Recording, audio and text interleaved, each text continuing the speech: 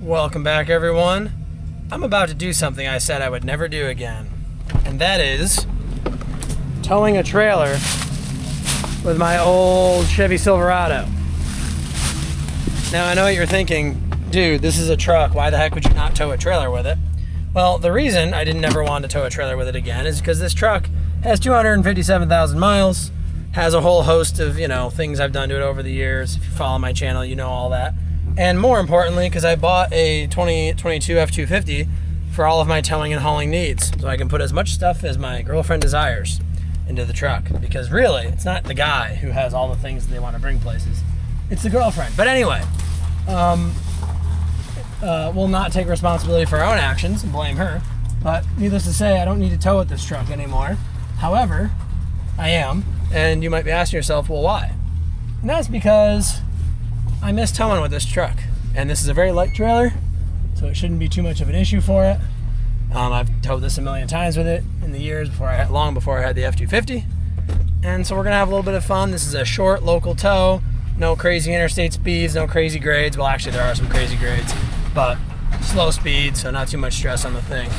And we're just gonna have a little bit of fun with it. So, wow, love how noisy trailers are. But yeah, so we're gonna do a little bit of towing, and we'll talk about it. Stay tuned. I also want to tow this because this is like the perfect size trailer for a half-ton truck. No matter what you put on it, unless you've just completely egregiously overloaded it, you're never going to be worried about payload or your max tow capacity, things like that. So it's just a super good kind of happy trailer to tow with a half-ton or like a mid-size or even a full-size SUV. I would say the same thing.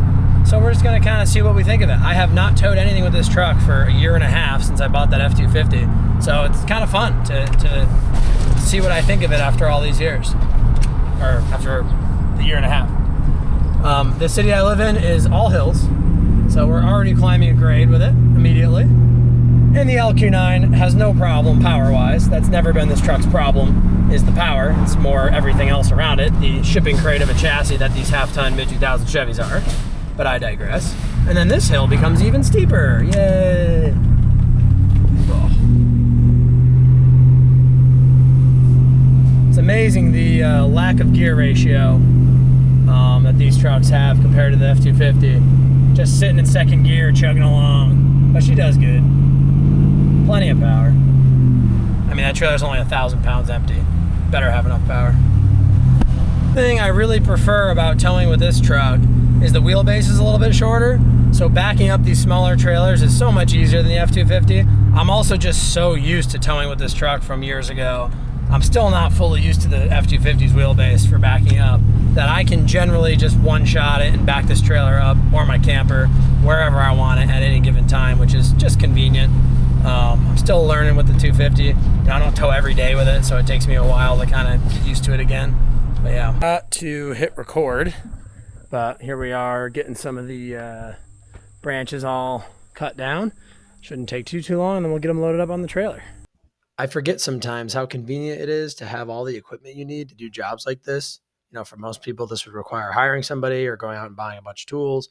I actually did borrow the pole saw, but having the truck and trailer is just super nice when you want to get something done. You're not looking to, go turn it into a day's adventure. Also, standing on a ladder with a pole saw is probably not OSHA approved. Probably should have a hard hat on. Probably should have a lot of things because the branches could kick and throw the ladder out, but it is what it is.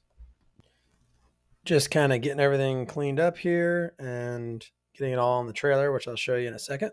All right, I've got the stuff from my lawn loaded up. I'm obviously going to crunch this all in and tie it down. I had to get the stuff on the neighbor's lawn, but the tree's looking pretty good. Just needed to trim it all back. It was starting to grow super long and creating too much shade. It's nice to have a little bit of shade, but you don't want the thing encroaching upon your sitting area. It was feeling very crowded back here. So now it's nice and removed.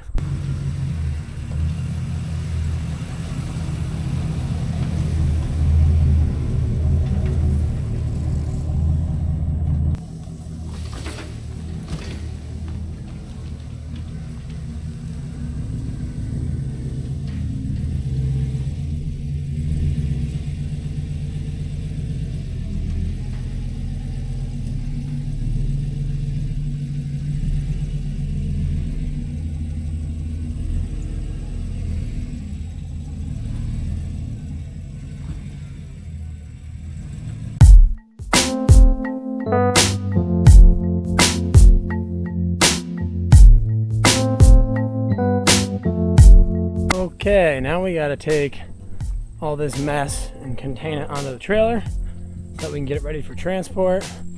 But if we take a look over here, we got this tree nice and well shaped, best of my ability anyway. We got all that brush and crap out of there, so looks much better. Still could use some cleaning up. That is good for now.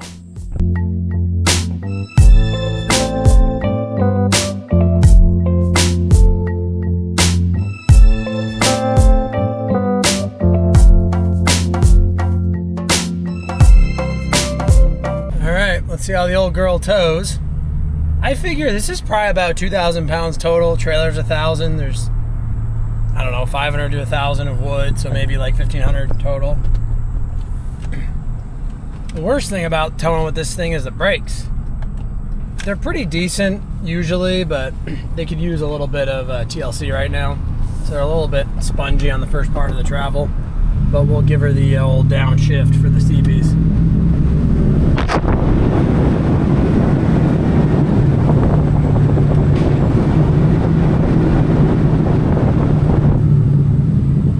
Gotta love that sound. One thing about not having my Super Duty, you can't see anything behind me because this trailer is wide with a brush on it. Not a big deal, but that is a nice thing, having those tow mirrors. I could pop the mirrors out right now. Small thing, but you know, a bit of a disadvantage. That trailer is growing into the bushes. I don't really feel like going over 30 with this load right now. This is less secure than I thought it was. I don't know, brush is kind of tricky, and I really didn't smash it down on the trailer as much as I probably should have. I kind of forgot that where I'm going with it's a little further than it looks on a map, so to speak. But anyway, not a big deal. Nobody behind us, we're taking it easy. I'm keeping an eye out if I drop anything. Not put anybody at risk, that's the key. You can always pull over and pick something up. And we're about to get to our hill climb here. All right, let's give this a shot. Got a clearer path both ways. This is like a 10% grade. She's a steep one. Second gear. Rolling into that old Chevrolet. That big old LQ9 6-liter. This thing's a rocket ship. No sweat with something this light, that's for sure. Third gear. Now we're gonna slow down. Kind of forgot what I had up behind me for a second there. I think we might be in fourth. Nah, we're probably in third. Yeah, we're in third. Torque converter locked in third. Just kidding.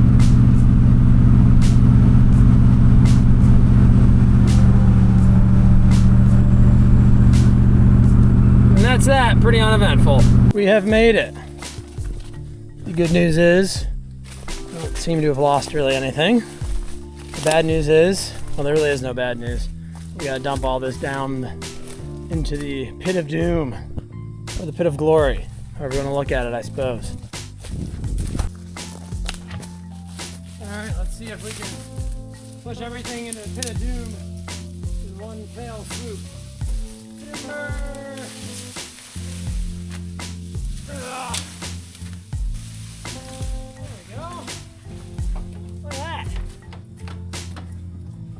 Nice. It's a steep friggin' hill, man. So this is one of the real world things people don't think about when they're towing with a half ton.